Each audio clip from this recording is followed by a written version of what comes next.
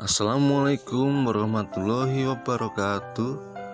Ya, jumpa lagi dengan saya Bapak Yogi dengan pembelajaran bahasa Indonesia. Untuk hari ini kita akan belajar tentang kaidah kebahasaan tentang teks deskripsi yang nantinya ada tayangan video ya. Kalian harus mencermati dan mengamati tayangan video yang ada di video ini ya, dipahami, diamati. Setelah itu kalian tugasnya mencatat apa yang ada di dalam video ini ya, dicatat dan ditulis apa kaidah kebahasaannya, terus nanti ditulis di buku catatan ya, di buku catatan dan difoto seperti biasa, nanti dikumpulkan lewat WA saya, nanti saya cek ya untuk siapa yang udah mencatat hal-hal penting yang ada di dalam video ini. Oke, terima kasih dan selamat menyaksikan video berikut ini. Yang pertama yaitu penggunaan kalimat perincian. Kalimat perincian adalah kalimat yang menjelaskan secara rinci atau detail objek yang dideskripsikan. Kalimat perincian biasanya berupa kalimat penjelas. Jadi, dia akan menjelaskan secara rinci keterangan yang disampaikan pada kalimat utama. Contohnya, ibuku merupakan wanita yang cantik. Selanjutnya, kalimat perincian menjelaskan secara rinci, cantik seperti apa yang dimaksud oleh kalimat utama. Ibu memiliki kulit putih bersih. Dia memiliki lesung di pipi yang terlihat jelas saat tersenyum.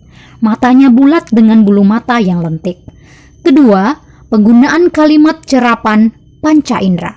Kalimat cerapan panca indera merupakan kalimat yang melibatkan alat indera seolah dapat melihat, mendengar, merasakan, mencecap, dan mencium.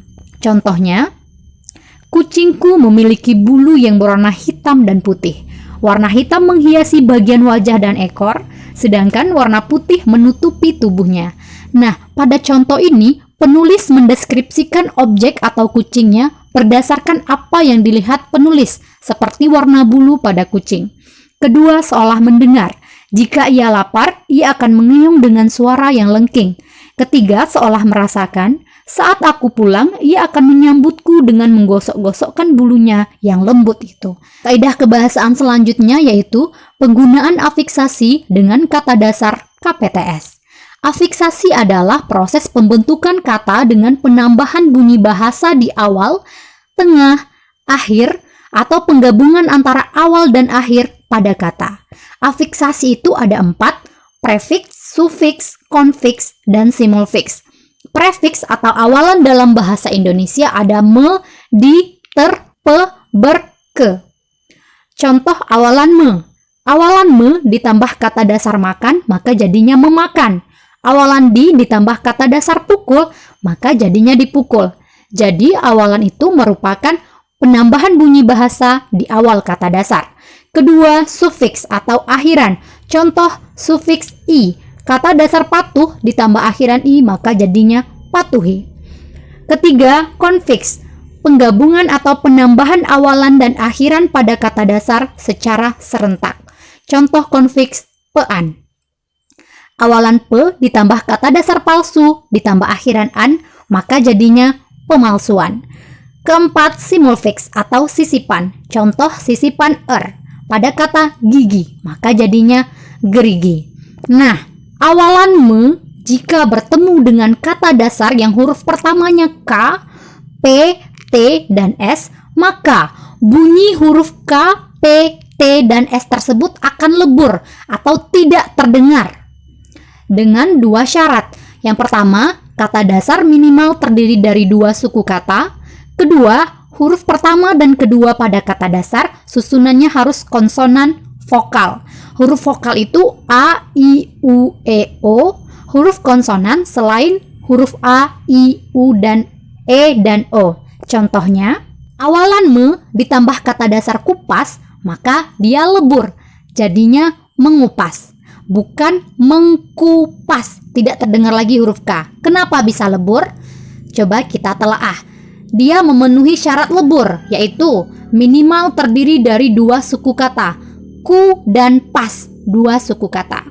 Huruf pertama kedua konsonan vokal, k huruf konsonan, u huruf vokal. Jadi dia memenuhi kedua syarat tersebut. Makanya me tambah kupas jadinya mengupas. Contoh kedua, me tambah kritik, mengkritik, tidak lebur. Kenapa tidak lebur? Coba kita lihat syarat lebur. Kritik terdiri dari 2 suku kata. Yang kedua, huruf pertama dan kedua merupakan konsonan vokal. K huruf konsonan, R juga huruf konsonan. Makanya dia tidak memenuhi syarat. Jadinya mengkritik, bukan mengeritik.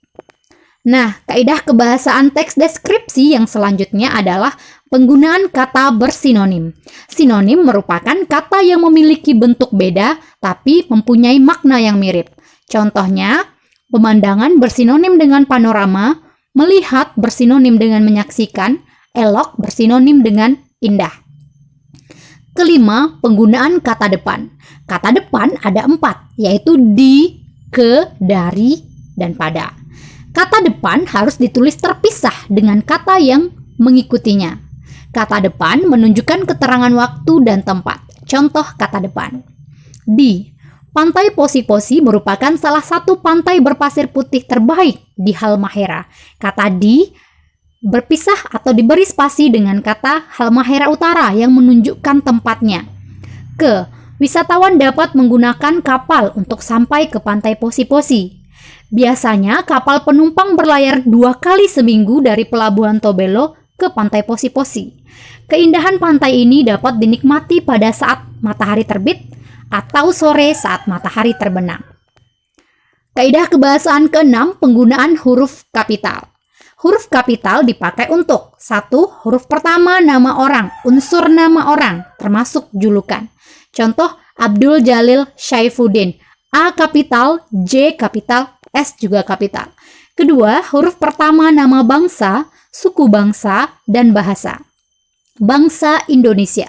Bangsanya kecil, Indonesianya kapital. Kenapa? Karena hanya nama bangsanya saja yang kapital. Suku Melayu, Melayunya kapital. Bahasa Indonesia, Indonesianya kapital. Ketiga, huruf pertama nama tahun, bulan, hari, dan hari besar. Contoh, bulan Agustus, hari Kamis, hari raya Idul Fitri.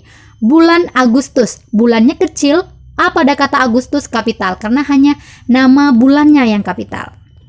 Huruf pertama nama geografi atau tempat.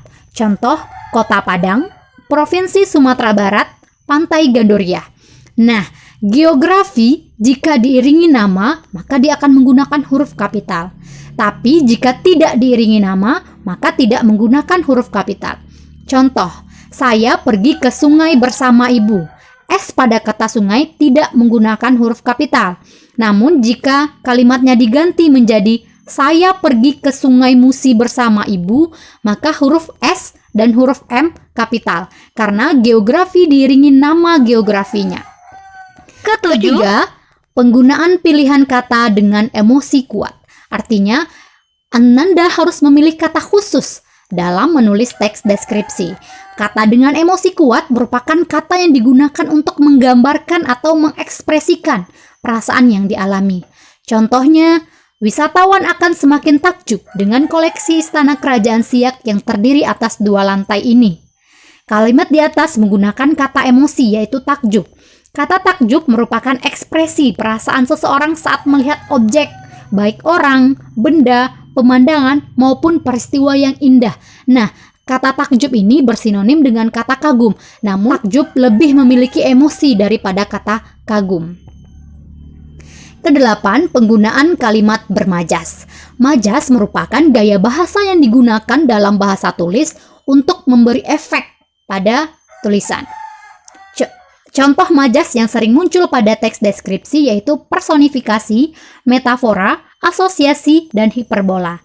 Majas personifikasi merupakan majas yang memberikan sifat manusia pada sesuatu yang bukan manusia. Contoh, ombak di pantai Posi-Posi berlarian menuju bibir pantai. Metafora Metafora merupakan majas perbandingan langsung atau majas yang tidak menggunakan kata pembanding. Contoh, dari kejauhan terlihat hamparan permadani biru toska dengan buih-buih putih nan indah. Ketiga, asosiasi. Asosiasi merupakan majas perbandingan yang menggunakan kata pembanding seperti bagaikan, bak, umpama, dan laksana. Contoh, di bagian timur terdapat batu karang yang berdiri tegak, memecah ombak, dan menghasilkan buih putih bagaikan kristal. 4. Hiperbola, yaitu majas yang melebih-lebihkan sesuatu. Contohnya, siapapun yang datang ke pantai ini tak akan rela berkedip walau sekejap, karena keindahan pemandangan yang disuguhkan. Terima kasih telah menonton channel Ruang Bahasa. Jangan lupa like dan subscribe ya. Wassalamualaikum warahmatullahi wabarakatuh.